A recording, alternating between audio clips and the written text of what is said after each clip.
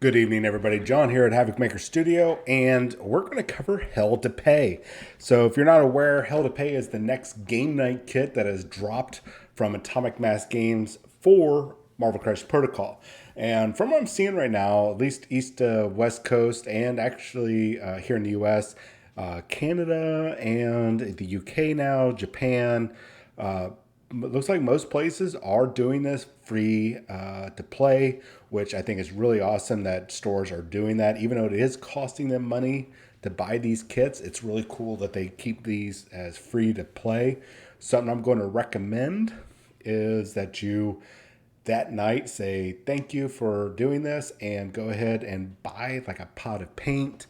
I mean, if you buy some miniatures or something, just purchase something from the store to show your appreciation and, of course, to support them, especially on that night. That shows helps show not only that they're having great sales and all that kind of stuff, but those events are paying off. So something to consider going forward whenever you go to these free to play events. So let's get into Hell to Pay. Now, I'm not going to be going over every single, I'm not going to read this total verbatim because I don't want to eat up most of your time, especially as we go into the weekend. So feel free to screenshot and pause along the way just to read over. If you are going to re-upload this or talk about this on a podcast or show this off on your Facebook page or whatnot, totally cool. These are not the best screenshots that I have done, but I would really super appreciate if you guys would go ahead and take time to say that you got it from this channel. Put a link for this video and everything in the description, or at least say, hey, go over to Havoc Maker Studio over on YouTube. Just credit where credit is due, that sort of thing. So I will be running this event at 2 locations. Hopefully, I'll be running this. Well, not hopefully, I am running this. One in Dallas and then one in the Houston area. So keep that in mind. I'll have more on that in the very near future of which location. So if you guys are able to come out and play, great. That'd be awesome. All right, let's get into this. Enough yammering. So we're just going to be taking a look at the tip cards. We're not going to be looking at the booklet, but you will need to be using the booklet, especially for the steps, the phases of play. It will come into significance for this event. Just the tip. That's all we're going to be doing. So you're going to need 3 players. It could be possible to do more players. There has been discussions I've seen out there, especially when these events come up, where it's a crisis team of Threat 15, where they break it up into 3 teams of 10. That's you guys figure that out for yourself. Regardless, you're gonna have 2 players, each with a crisis team of Threat 15 for your squad, and then the other player will be your Hela Goddess of the Dead Ultimate Encounter or Cosmic Threat character. So they will need 3 players. Ideally, you could do it with 2. You could possibly do it with 4, but ideally you're looking at 3 people per game. So there are a number of special rules that we're going to be covering. First one is picking up Asgardian runes is an interact ability. We have another interact ability with the Well of Souls, which is a token that's going to be on the tabletop. That's going to be in the center. And I'll talk about Asgardian runes in just a second because that's going to pop up again several times. So the Well of Souls, whenever you interact with it, just like it doesn't cost you any power to do.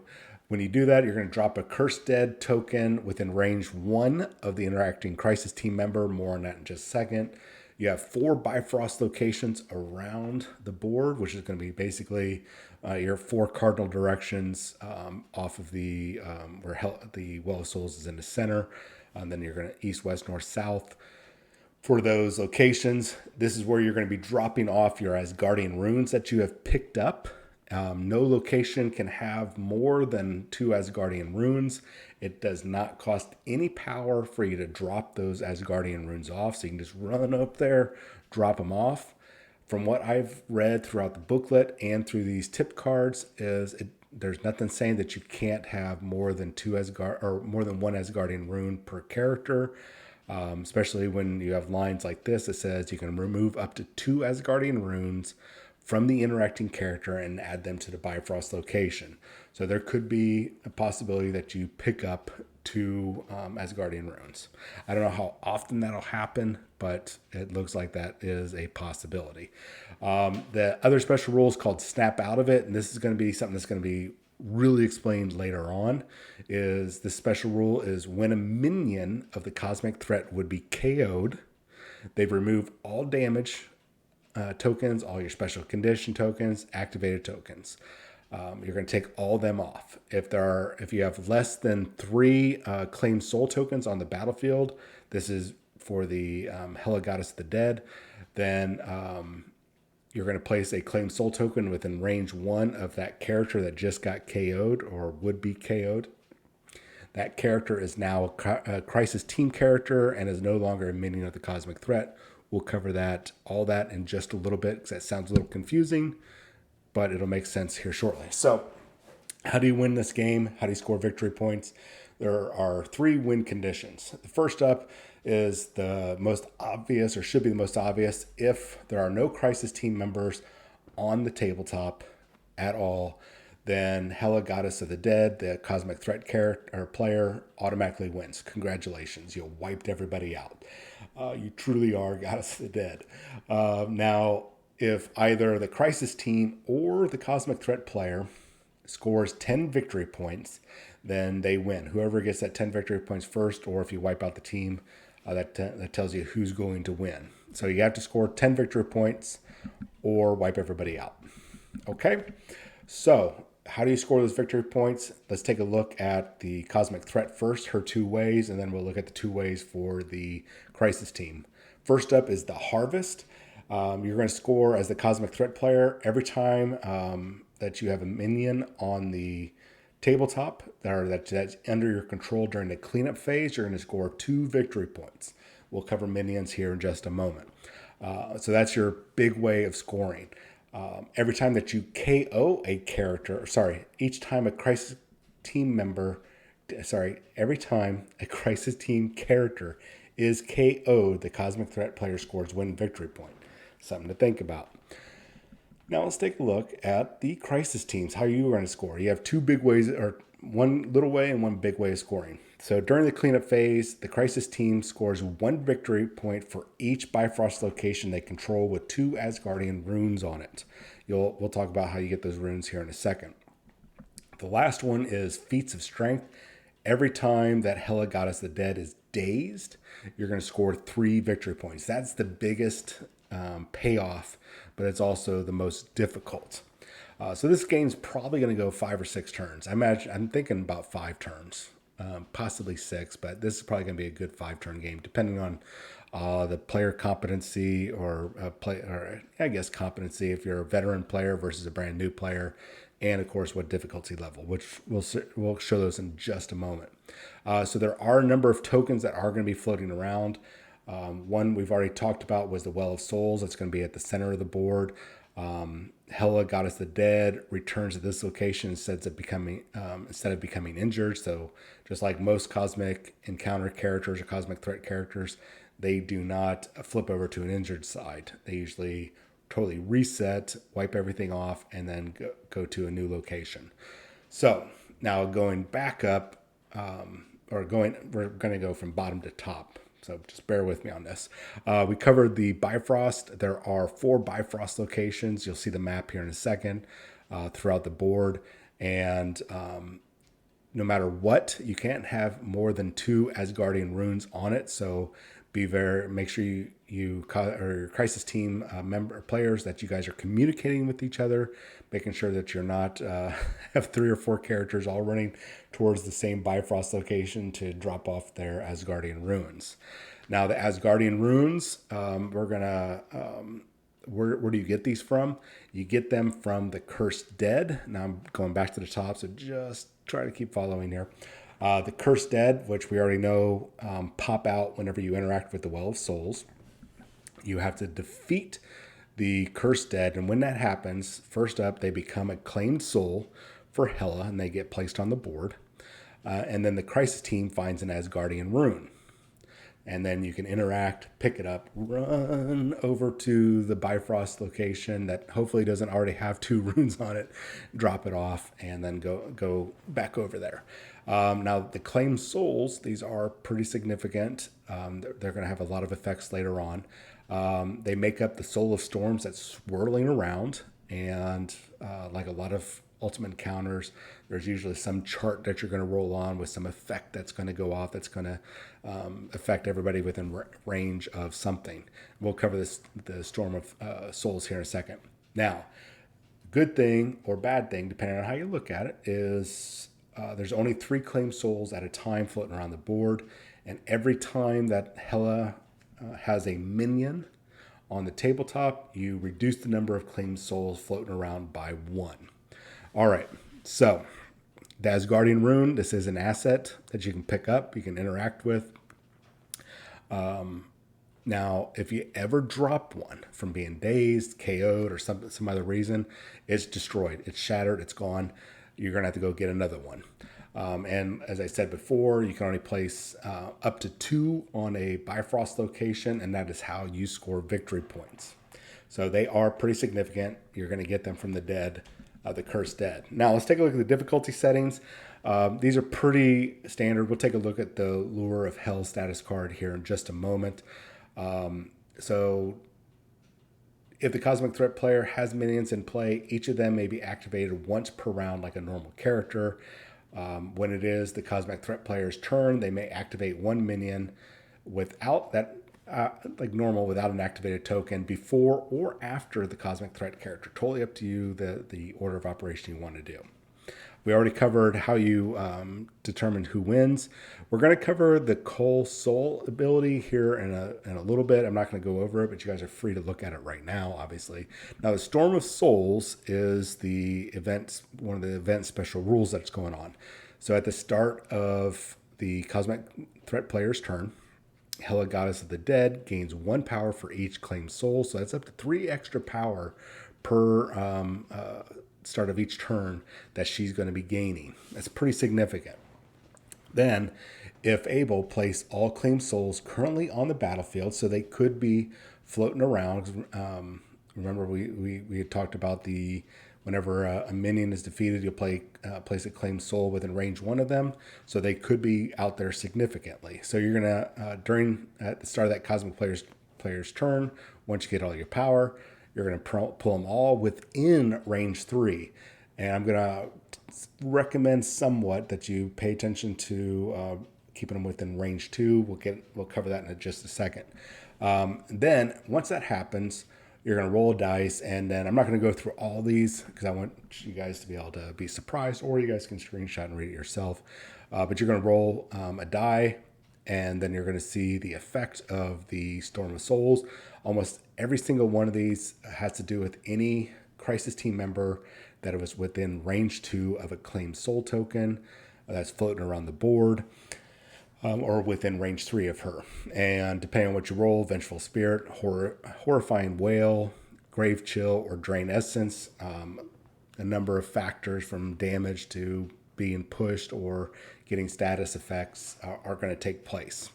And just remember, you can only have 3 claimed souls, and you lose a claimed soul every time that you have a minion. Okay, we're going to get to minions in a second. Here's your classic setup, as I said, or not classic setup, but here's the layout. As I pointed out before, we have the Well of Souls in the center of the board, and then our 4 cardinal directions. We have the 4 different Bifrost locations, the Bifrost location tracker, the encounter tracker. You're going to be using the regular ultimate encounter rules that are found in the front of the booklets.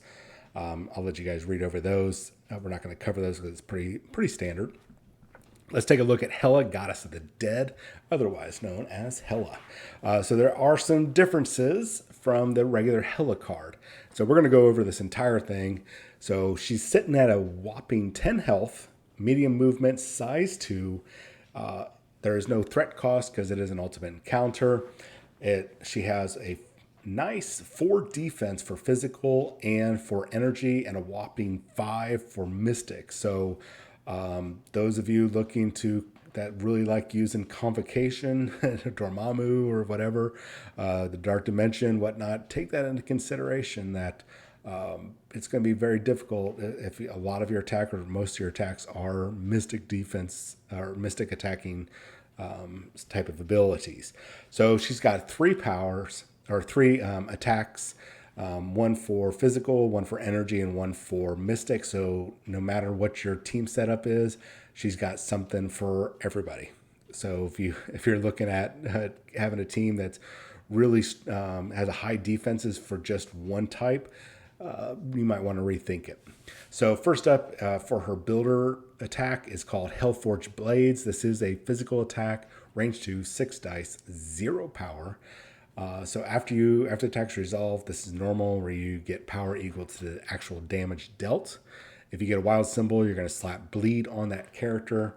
The next up is the first of their the spenders is going to be the Flames of Hell, and this is a energy attack. It's going to be a beam 4 range, beam 4 is the range, 6 dice, and then cost of 2 power. You should be able to pull this off starting turn 1. I don't know if you're going to want to, but at range 4 and at 6 dice, and I mean you're going to have 2 power starting off automatically.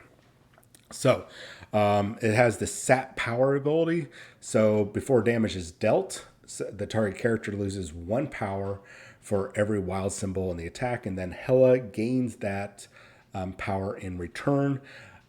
This is going to be really good for going after those characters that require a lot of power for all their abilities, and also B, for those characters that generate a lot of power.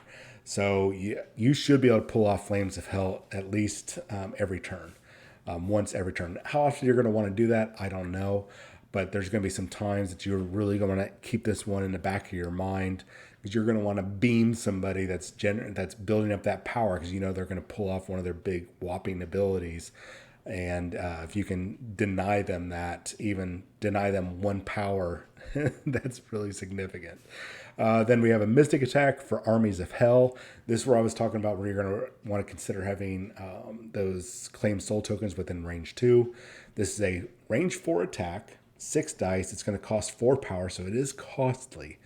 But you get to add 2 dice to the attack roll if there are 1 or more claimed soul tokens within range 2 of this character. So that's not too bad. Bumping this up to 8 dice is pretty good. So when you are moving those tokens around, at least keep 1 token within range 2 of her.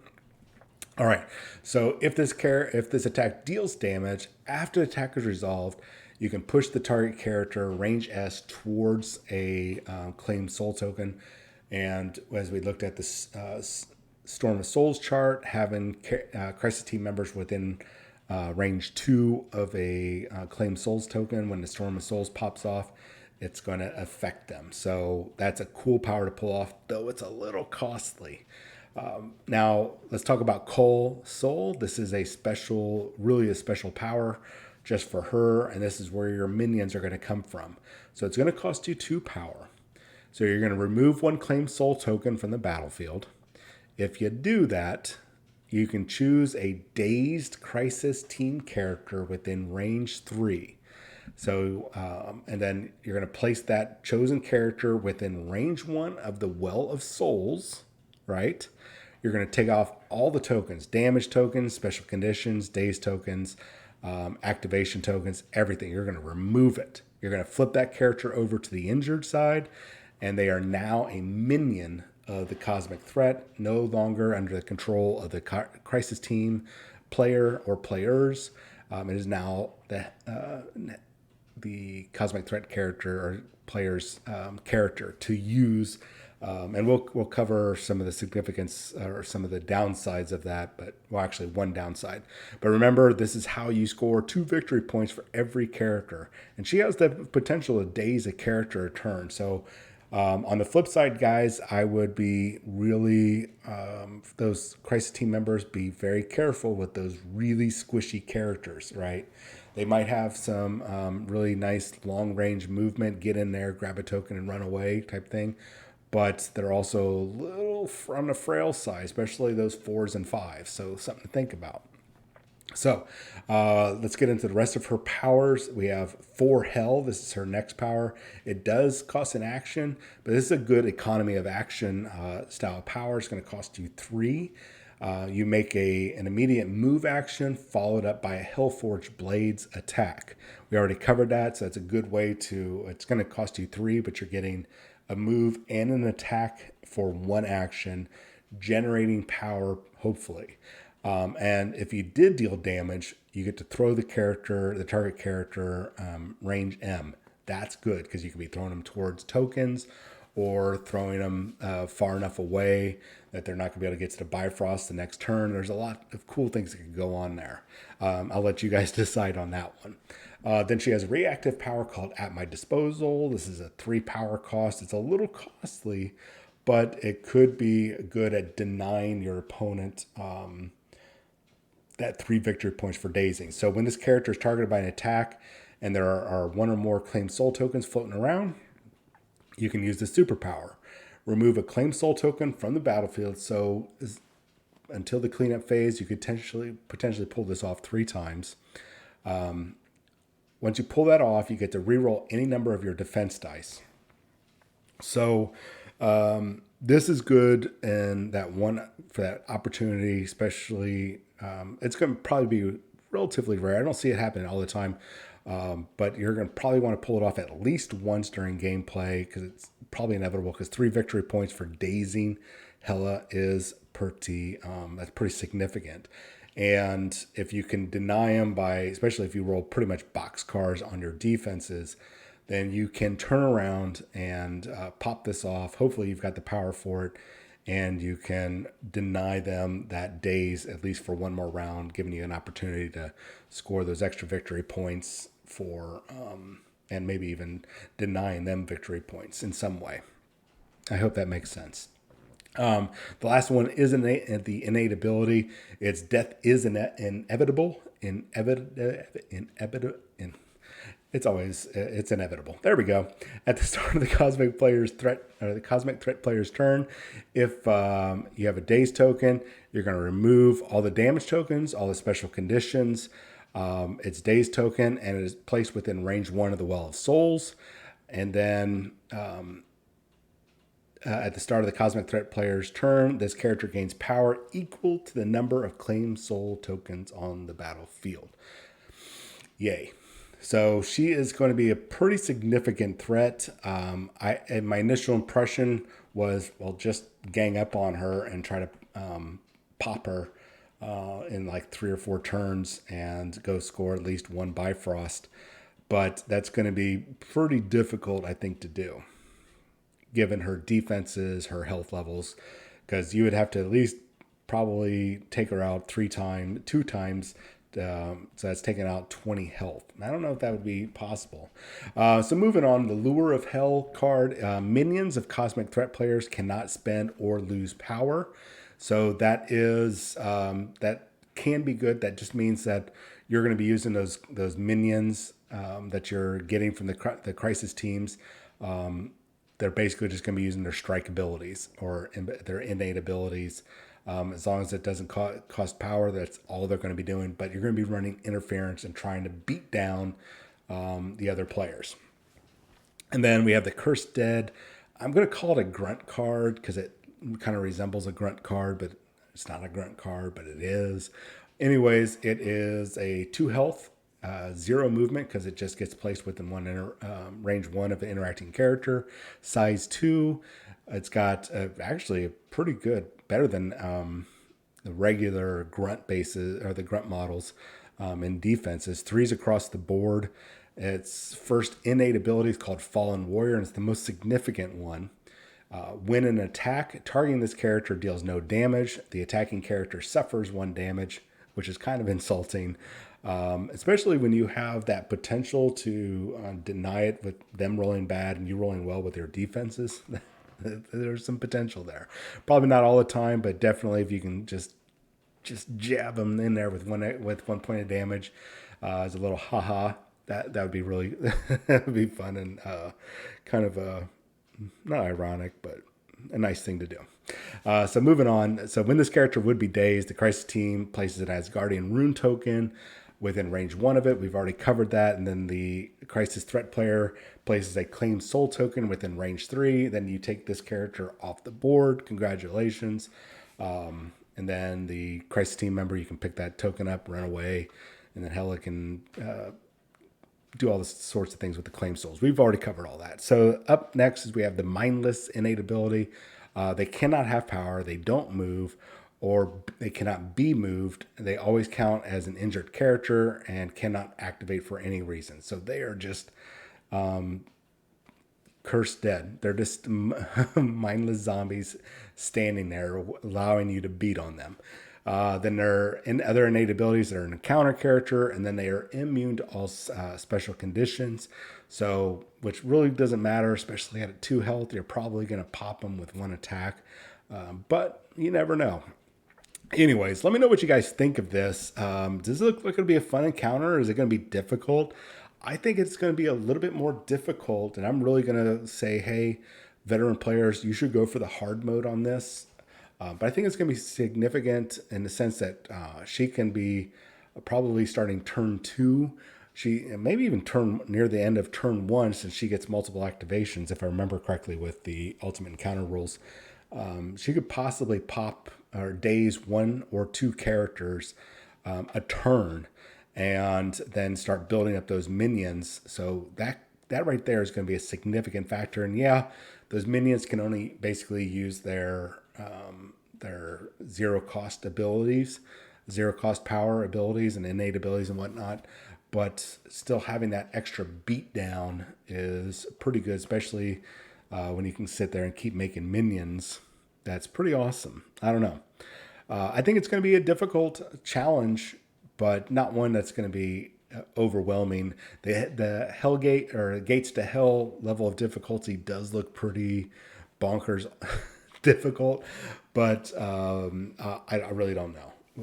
We won't know until we actually sit down and play. At any rate, let me know what you guys think of this. Put it down in the comments below. And once again, if you share out the information, the screenshots and everything on your Facebook page or your local group or anything, give a shout out, give a copy and a paste of this video. I do really super appreciate it. And let me know what you guys think down in the comments below. Hit that thumbs up button. Or if you guys got to put down that you didn't like the video, maybe still leave a comment. Let me know why you didn't like the video. Anyways, have a great weekend, and I will chat with you all later. See ya.